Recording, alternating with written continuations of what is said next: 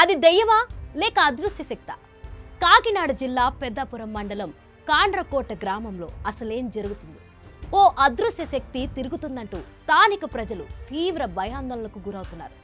చీకటి పడితే చాలు ఇంట్లోంచి బయటికి రావడానికి జంకుతున్నారు. మరి నిజంగానే గ్రామంలో అదృశ్య శక్తి తిరుగుతుందా?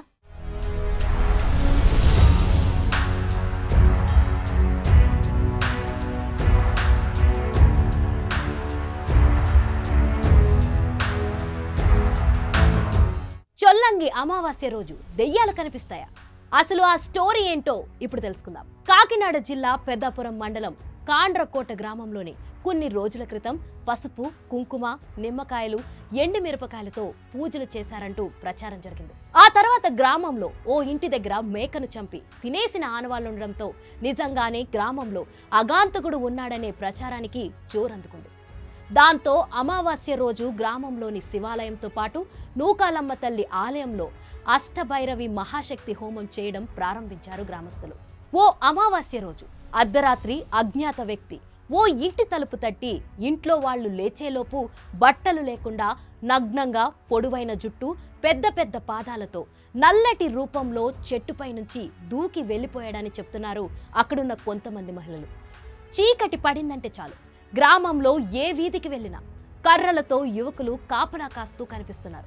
చాలా మంది వృద్ధులు, మహిళలు ఆ భయంకర రూపాన్ని తమ కళ్ళారా చూశామని భయంతో చెబుతున్నారు.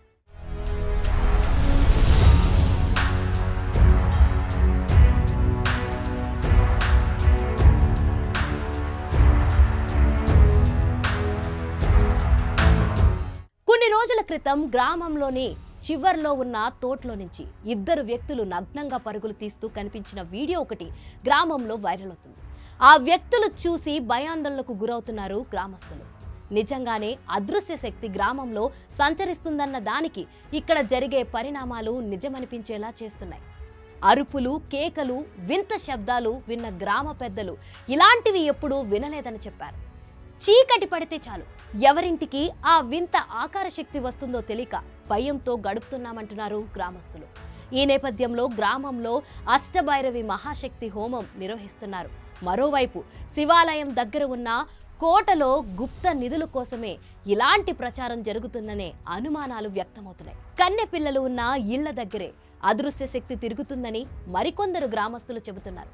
గ్రామంలో మొత్తం 8 దిక్కుల్లో ఈ అదృశ్య శక్తి తిరుగుతుందని భావించి కొందరు పండితులు అష్టభైరవ మహాశక్తి హోమాన్ని ప్రారంభించారు.